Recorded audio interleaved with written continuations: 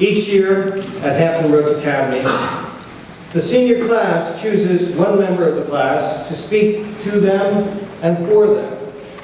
The 2015 student commencement speaker is Jeffrey Tyler Stout.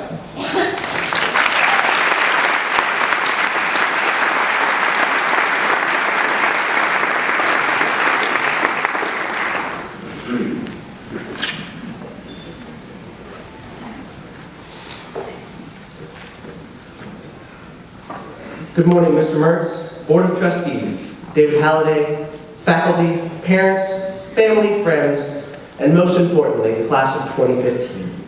Now, please keep your arms, legs, heads, and other various appendages inside the vehicle at all times.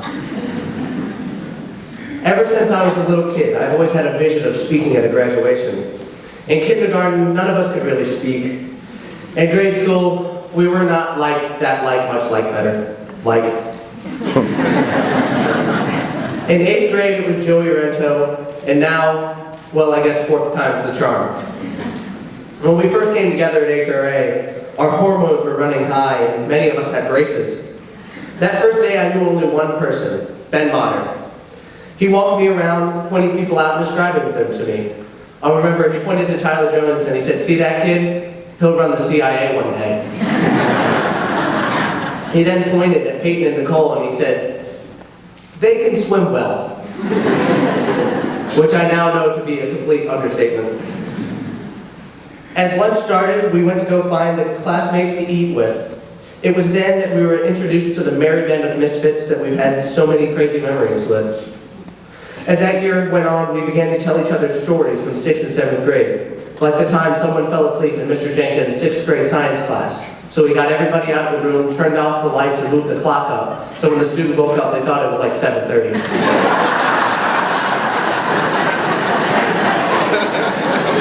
We also endured what was probably the best middle school show ever, Treasure Island. In 8th grade, we made new memories. Who could forget the Halloween dance that brought the first appearance of the shower costume from Karate Kid? Or the 8th grade formal, where we all wore masquerade masks that made us look like we belonged in Heath Ledger's Joker crew from The Dark Knight. As we continued into freshman year, we broke the carnation record, selling 14,526.267 carnations, while studying for Mr. Alfred's quizzes on Roman emperors and why Nero and Caligula were so important to society. We also saw the beginning of a 4-year reign in state championships for our swim team.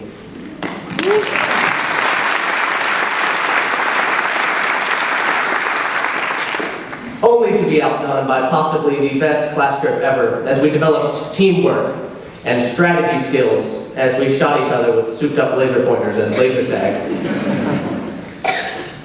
Sophomore year. What do you call a fake noodle? That's right, ladies and gentlemen, I'm talking about noodles and noodle night.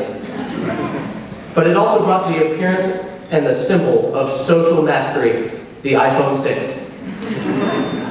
That year brought another great class trip as we traveled to the Outer Banks of North Carolina, where we learned there's nothing like flying a kite on the largest natural sand dune on the East Coast. Unless it's causing NASCAR-worthy drafting and crashing while go-karting at Motor World. Junior year brought the iconic symbol of victory, the idol that says, "We've got spirit, yes we do. We've got spirit, how about you?" That's right, a plunger. It also brought the shower costume 2.0, the Kit Kat Club, and dun-dun-dun-dun-dun-dun, the college process. But that's not all it brought. It also brought the HRA residency program. 24 courageous students from China living right down the street. These students, and now our classmates and friends, sit on stage as the first of many residency students who will graduate with us. We've been privileged to see the wonderful artistry of Evie and Chloe, to see the superb photography of Shuing, to hear the amazing music that comes from Jay and Ken, and learning the ever-important lesson from Ben and Pam, that sleep is important, so get it wherever and whenever you can. Like the library, AP Calculus, chemistry, the senior lounge, and even a lunch table.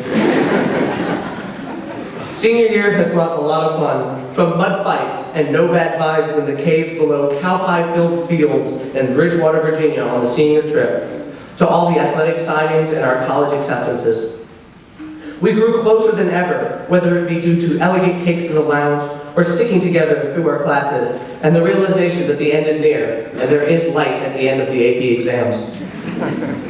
As we look at our past, our minds wander towards the future. We look at each other wondering where we'll be in the next 5 years. We can see great potential we have on this stage. There are potential Olympic athletes, a professional dancer, lawyers, doctors, and even a few movie directors. But that's only a few. Maybe one of us will aspire to become an astronaut. Maybe that guy who fires chickens in airplane windshields. There is so much in all of us we have yet to discover. Some of us already have an idea of what we want to do, and others have no clue. But that's the next journey. What college will do, it'll take the stuff we don't know, add the stuff we do, put it in a test tube, shake, put over an open flame for 2 minutes. After the particles settle, we might just find our calling. Who knows? Someone could decide that they want to change the youth of America. Someone might want to travel to the unknown parts of the world. And I'd be willing to bet there's at least one of us on stage right now thinking, hey, that airplane firing chickens at airplane windshields job sounds pretty cool. As our time comes to a close, please allow me one more obscure 80s reference that hopefully you will recognize. It's from a song called The Logical Song by Supertramp. At night, when all the world's asleep, the questions run so deep for such a simple man. Won't you please tell me what we've learned? I know it sounds absurd, but please tell me who I am. The lyrics speak of looking back at everything we've learned. We ask someone else to make sense of it all and tell us who we are. But there's only one person that can tell us who we are, and that is ourselves. As we continue, like my hero Buzz Lightyear once said, to infinity and beyond, don't forget the memories we've made and the moments we've shared. Whenever you hear Shepherd's Geronimo, think of the Akua bike. Think of growing oysters. Think of building a center for autistic kids. Know that the past 5 years of our time together has helped determine who we are today and will shape who we will become tomorrow. I sincerely like to thank my classmates for selecting me to honor our class here today. And please allow me to end with another quote. This one is from noted author and poet Carl Sandburg. I'm an idealist. I don't know where I'm going, but I'm on my way. Thank you.